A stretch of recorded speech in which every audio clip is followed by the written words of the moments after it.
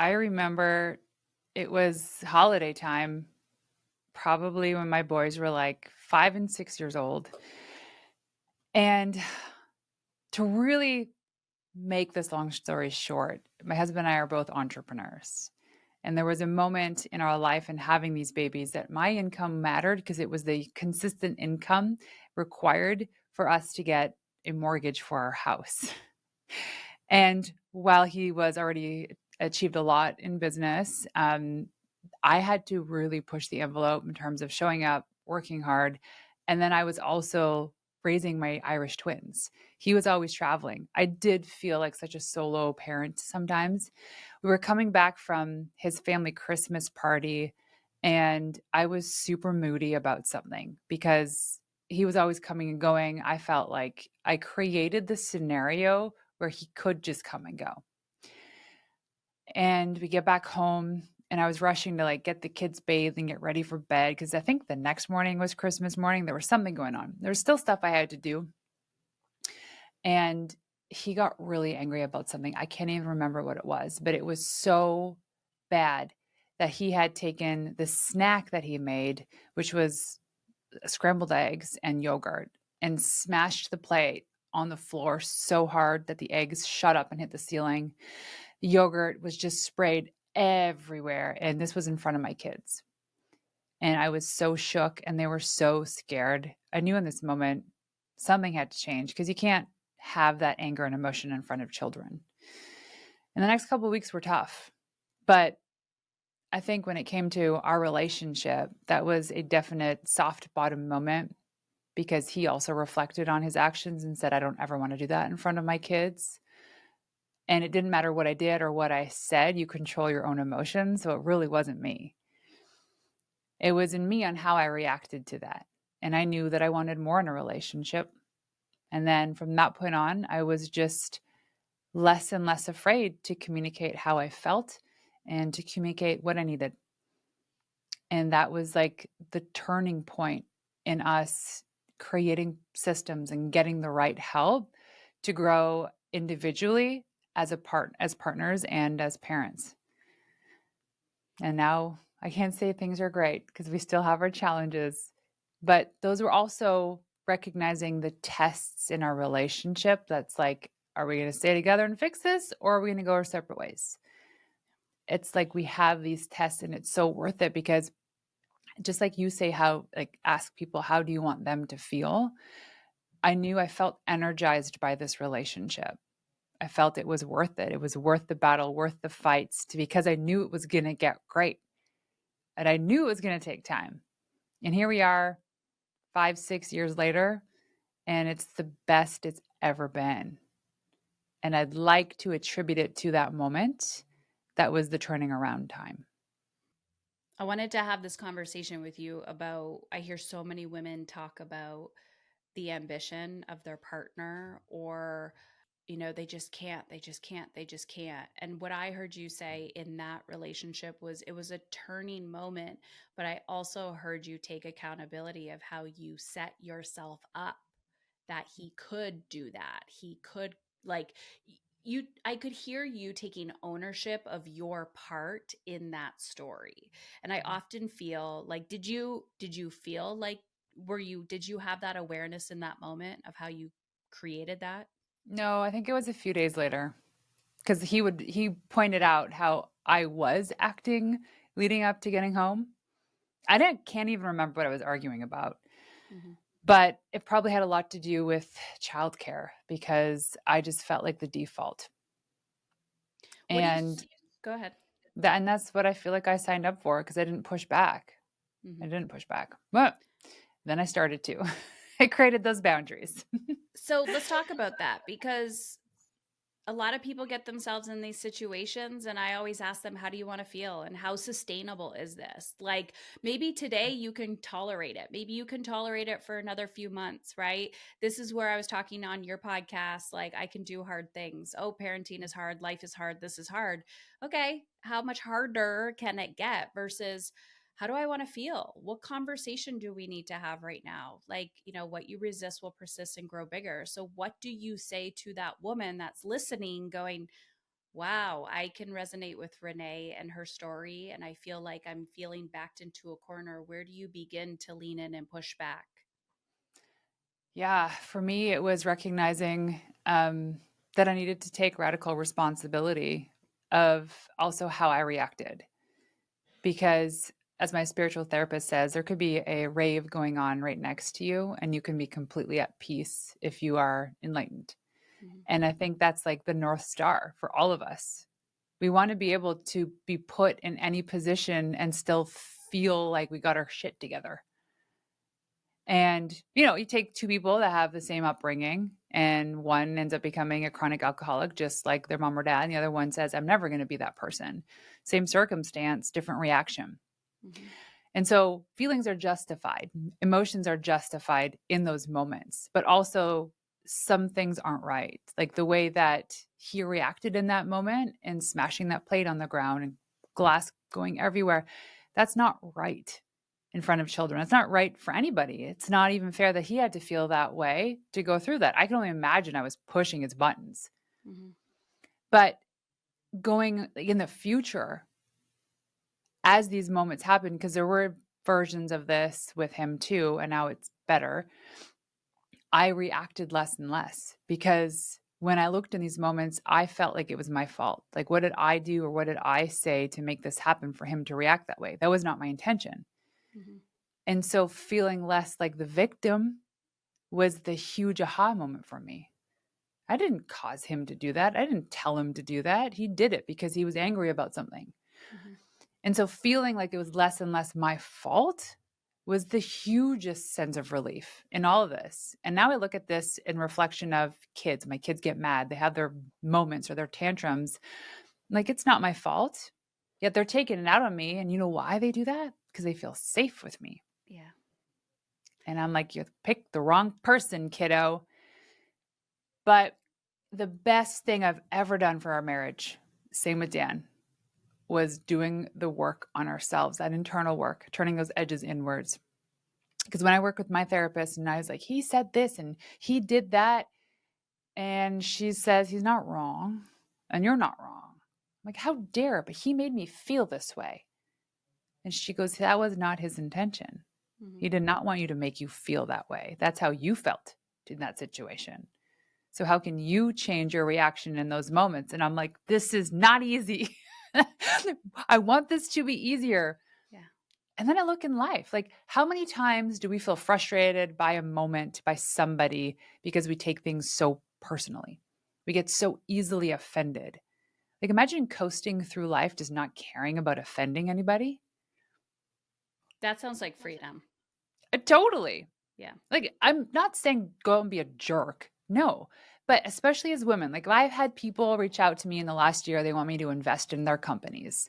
They want me to donate to their charities. And we had to create an investment thesis around who we donate to and invest in because it would just get crazy out of hand. Yeah. And so we have a filter about the companies and organizations that we spend time with, donate to, or organizations we would invest in. And I had a friend that when I said no, she just went MIA. Mm. She was asking for a lot of money for a decent percentage of her business, but it was in a sector I have no experience in. I couldn't provide any value, and I wouldn't have my skin in the game. And I believe that she may have taken offense to it. I don't know. I'm making assumptions too. Mhm. Maybe something else happened in her life. I don't know. But old me would have extended the conversation, would have kept communicating with her to ask questions, even though I already decided it wasn't a good idea, to make her feel hopeful. Yeah. Then at the end, to drop the bomb saying no. But this time I just did it fast. And then to somebody else as well, it's like, hey, this is just not in alignment with the companies that we invest in. That's simple. So in And Go ahead. I was just in saying no, I was so afraid of offending them. Mhm. So through my lens, I'm hearing you say learning to manage energy, right? Oh yeah. It's not in alignment. You have a philosophy, you have a theory. Like you're like, no, that's a no. It's not in alignment. And however you communicate things, it's always fascinating to me when you are being truly authentic to yourself, no, thank you. I don't have the capacity for that. That's not in alignment. Um, it, nature works its way. Yeah. And you're like, if that was a true friend and there was true connection there, they would have said no problem. Yeah, but even true friends can be offended. Even true friends can take it personally because of their traumas or their understanding of the situation as well. Mm-hmm. But it's also not my responsibility. Right. It's not my responsibility to manage that energy. And the best way through it is to be true to yourself, because if you're like I believe I'm a good person, I'm a nice person. I say my P's and Q's and I give time and create space and capacity for people that I care about. Mm-hmm. And I don't believe that she would vilify me. I don't believe that she would say anything bad. But maybe she's like, crap, I actually really needed that money. And that was a thing to sustain my business. And I was really banking on that thing. Now I don't know what to do. Right. I don't know. And so then she's got to put that energy outside of her because she can't handle it. I'm not saying this is the actual scenario, but I'm saying maybe this is. Mm-hmm. And it's so much easier to blame others than it is to take accountability. And the moment you can learn, even bit by bit, inch by inch, to take accountability for your reaction, for your energy, the easier things become. Because much like people who are enlightened, they can let thoughts go into their head and escape them. They don't let it sit there. Mm-hmm. The victims, they hold on to it like, oh, this happened to me, and that person is a so and so. No, they're not. Most people aren't. There They are are some just very as, terrible. Yeah, they're just like, they're saying no because it won't work for them. It's not mm-hmm. because they don't like you. It's like if we said yes to every opportunity, we would all be so bloody burnt out. Yeah. And that's why we are where we are now. Yeah, because you can say no with conviction and be like, yo, don't take it personally. If you do, that's on you. That's not me. That's your stuff to figure out.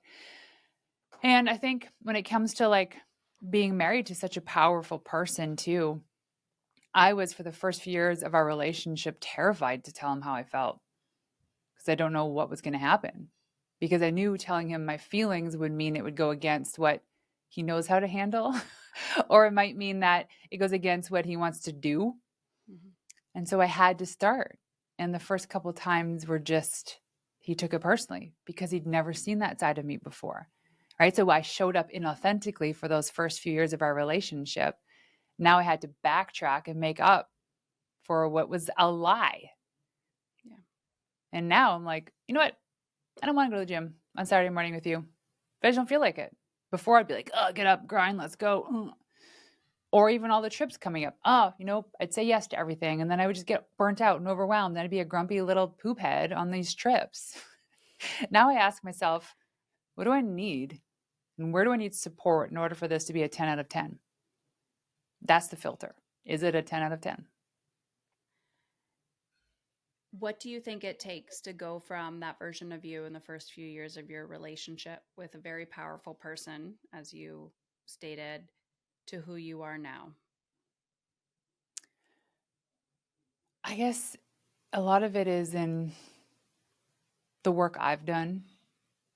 Like I always call it like the keep up season right now. Like I feel like I'm just keeping up because he's just, his career, everything about his brand is just taken off. I'm fascinated by it. I love watching him shine. Maybe there's a distinction between, other people and myself in this. I never want to hold him back. But then there's also a sense of responsibility to myself to be able to become the person, the partner that can be the best cheerleader. Because it's exciting. Every new plateau we get to, every new level we get to, a new chapter, a new book. It's like, what? We wake up and go to bed every single morning and we pinch ourselves and we're like, is this the life that we've created? I cannot believe this. We celebrate in every moment together. I needed to become the person I know I could become and becoming and will continue to become. One thing that was huge, huge, huge for me was to take less things personally. I used to think everybody hated me. And like, you know what? even if they do. There are like, you are such a kind, genuine person, Heather, and I'm sure there's people that don't like you. Mm-hmm. And there's people that don't like me. And I worried so much about those people, that those one or two people I would attach all my energy to, yet there was thousands of people over here that were like, "Go Renee, yay." Why do we default to looking at those people? So we just have to ignore them, ignore the haters. The best thing I ever do is just ignore those messages, ignore those comments, ignore the whispers of these like people telling rumors. Like, ugh, come on, I don't care. It's the negativity bias. It's like our brain is designed to keep us safe. And I think if you have a consciousness, you care what other people think, but at the same time, it's the visibility of truly, you're like, okay, you see my face, but you don't know me. Yeah. And I'm curious, when I say, who did you need to become? You're like, okay, not caring what other people think. What do you say to that person who's like drowning, physically drowning? They're like, I cannot keep up. First thing that comes to my mind is that they're not doing life the way they want it. They are either in a job or have a business they don't like, they're with a partner they don't like, they're lying to themselves. Like, you ask me any question other than math and physics, I already know the answer to it, because our intuition has already given us the answer before we even have the time to think about it. Ask any question, and if it takes you more than 3 seconds to come up with the answer, your brain has already started crafting the scenario for you. That's good. Oh, but I have to divorce my husband. That's going to be hard. It's going to be long and expensive. And it's going to be painful. But is it? I've heard of incredible couples separating, and it was a beautiful separation. And now they're better than they were before. So, yeah, I mean, for me, it was, I stopped blaming everybody else and I started looking at myself. And that was it. I was like, people would say, like, my husband's like, you're a quick starter, you're a fast action taker, but you're a terrible follow through. And I was like, huh, my Colby test says the same thing. Kind of fascinating. It's true. And I go, then where can I show up in life that is where quick starters just thrive? Mm-hmm. Why am I doing the thing that requires something that I'm actually physically not designed to do, emotionally not designed to do? That's a huge answer for me as of late. It was getting out of the world of PR, selling my agency, and not ever having to go, because PR is the epitome of the follow through industry. And I was dangling in there for the longest time because I was good at it, because that's what I could teach on and people recognized me for. A bunch of BS. And now I'm doing the things that don't require the detailed follow through. I have a team that does that. And I could just focus on what I'm good at when it comes to parenting. I hated the first 5 years of kids' life. I hated the first 2 years of my puppy's life. I learned I do not like the newborn stage. That's okay. I love it now with my kids, because we can have adult conversations kind of with cute little words, misspelt words, mispronounced words, but we can talk about things like little kid things and big kid things and have really meaningful conversations. And they're very capable of doing almost anything at this point. I like this phase. I find myself shining as a mother because it actually fits with my energy. The first few years was a struggle. I love newborn babies, but I also love giving them back. They're not mine. How much of the unlearning do you think is the story or the narrative that you tell yourself of Oh, what a good mother, good woman, good wife is? everything. I think, going back to my kids telling me, because you and I were talking about this earlier, that one of the top 3 things they love the most about me is that I do everything for them. And it got me thinking that everything is because, well, a good mother is the one that does everything. You got to make sure your kids have their water bottles packed, their lunches packed, their clothes are clean, they have their boots, their toques, their mitts when they're going out for winter. When they're 12 years old and they're so capable of doing this themselves. And so my upbringing was my mother did everything for me. That was the way she showed love. and I had a beautiful childhood. So, of course, that's naturally what I was going to do everything for my kids, my husband, because that's what shows a good mother is or a good wife is. But when I actually asked my husband what makes a good wife, the last thing on his list was a clean kitchen. And he actually applauds the day I leave the house and it's a mess. He's like, good for you, because he knows that was hard. I'm like, what does make a good wife? Funny enough, in his interpretation of this, is a happy woman. A woman who's in her feminine, because when a woman is in her feminine, we know this to be the most powerful energy to exist. And this is actually a message to all men. If we can help women be in her feminine, especially when she's in those moments of being a partner, being a mother, everything will be perfect. It really will. A woman needs to feel safe. He will do whatever he can to make me feel safe, because then when I feel safe, libido goes up, like creativity goes up, connection goes up, patience.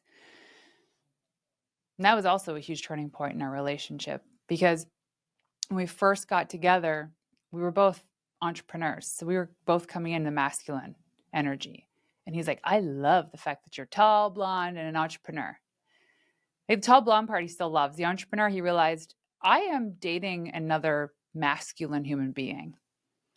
And in our heterosexual relationship, that wasn't going to work. And he noticed that the more I was slowing down in the world of business or actually following my dreams, which created more capacity in my day and my calendar, the more I could dip into my feminine. Even wearing like more red lipstick, even wearing like more feminine clothes. He's like, I like this. It's very attractive to him.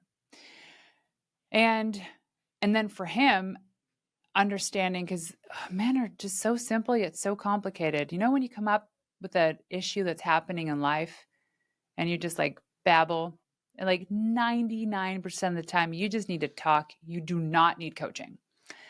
He'll say to me, do you want me to listen or do you need help?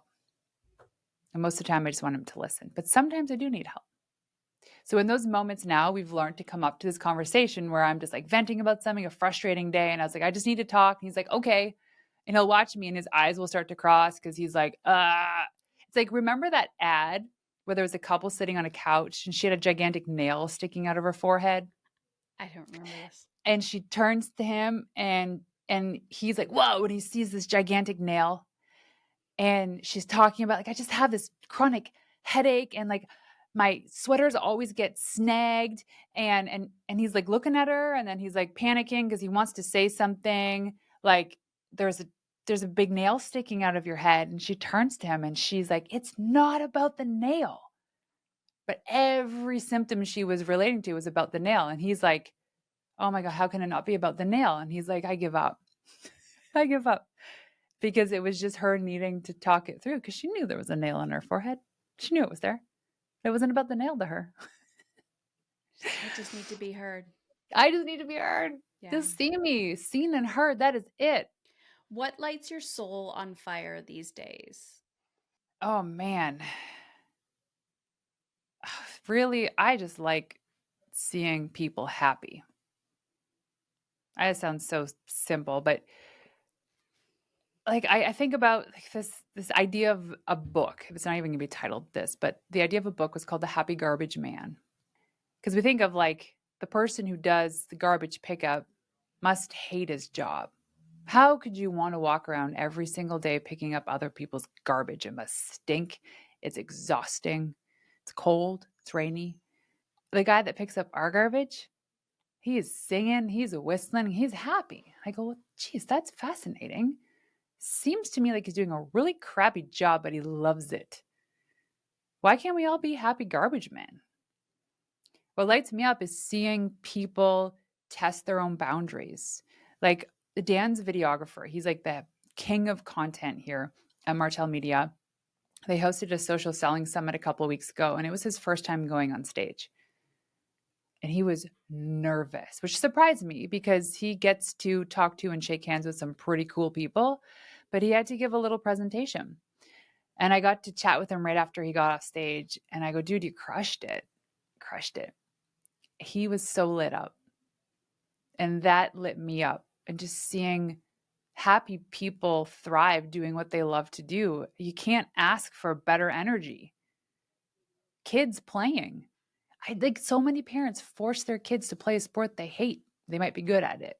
Like, what are you doing? Like, if they love soccer, then double down on soccer. They love basketball, do that. Or maybe it's like dance or piano. I really just get lit up with positive, happy energy because you can't find anything more contagious than that.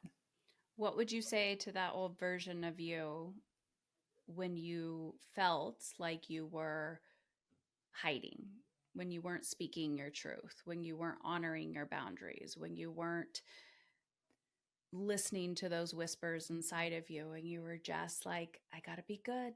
I gotta show up. I gotta give. I gotta cheerlead.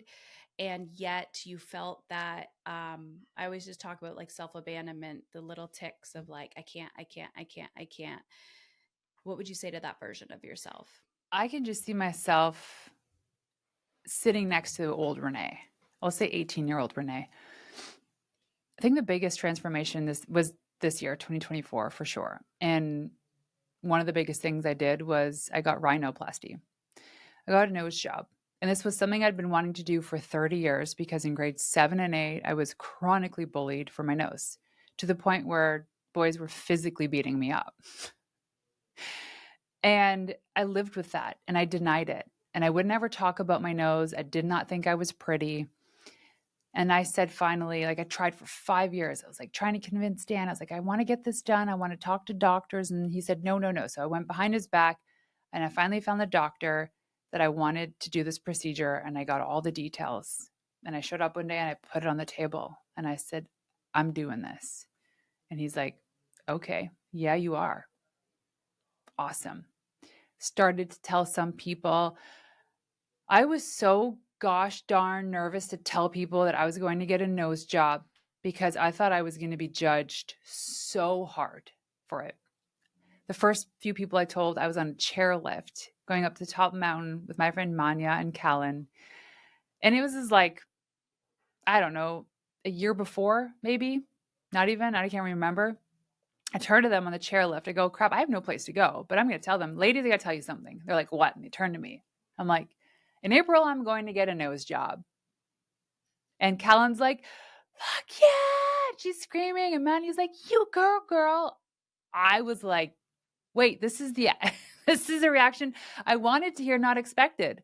And they give me hope. So there was 2 people in my life that I absolutely feared telling. At this point now, I was like, my friends are rooting for me. And then everyone else I told, like, you go, that's amazing. I could not build up the courage to call my parents. I had been living with this thing my whole life, well, for 30 years. And I was like, the pros for it, the cons of it. The pro is that it gets done, it looks good, I'll feel more confident. The con is that everyone's going to talk about me. Then I thought, wait a second, people still make comments about my nose today as an adult. So that's still going to happen. So they can even talk about the size of my nose, or they can talk about the fact that I got a nose job. I would rather that one. So called up my mom. I remember my dad was out of the house and I said, Mom, I've been dying to tell you this. This was 2 days before the surgery. I'm leaving on Tuesday morning with Dan and we're going to Vancouver and I'm going to get rhinoplasty. She's like, what? I go, yeah, I'm going to go get my nose done. Oh, she's so French. Oh, bang, Renee, good for you. Oh, that is good for you. You know what? I'll tell your dad to call you as soon as he gets home. And I'm like, hung up the phone. Was my mom drinking? Like, no. So my dad calls me an hour later and he's like, what's going on? And I told him. And he's like, he calls me Peanut. Peanut, good for you. Funny thing, I'm sorry that you inherited that from me, but I knew that you were going to go get this done someday. Good for you. Can you imagine in our life, all these things, like the stories we keep telling? I held on to this story for 30 years that people are going to judge me for getting this done. I'm getting plastic surgery. I'm one of those people. Nobody did it. In fact, it was the opposite. So after this moment happened, I actually journaled and reflected on all the instances in my life where I was doing this for myself. Oh, people are going to judge me about this, about that. Nobody does, because nobody cares. Nobody actually cares. So when you think about that, man, it's so freeing. I'm not saying you'll have to go get a nose job. It's finally actually starting to look less inflamed. But what liberation to just finally follow your heart and finally follow the thing you want to do. Oh, it feels so good. I want everybody to experience that. And so, going back to that 18-year-old Renee, Yeah. I say just do it. Just go. Like, do the thing, whatever it is. no one cares. Nobody cares except for you when you're on your deathbed looking back thinking, gosh, I should have done that. This conversation has been liberating in the sense of I'm just passively sitting here. Number one, I'm so grateful that I know you on a personal level, and I'm excited to get to spend some more time with you, and Yeah. just the chronic courage to show up and say, how can I be more of me? So my phone screensaver, it says, well, I got too many notifications. 1 second here. How can I appreciate even more everything that I am? That's on my phone. So I look at that. How can I appreciate even more everything that I am?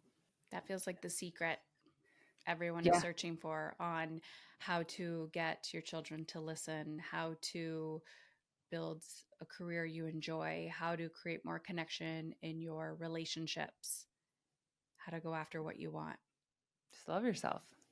What does it mean to be emotionally uncomfortable to you?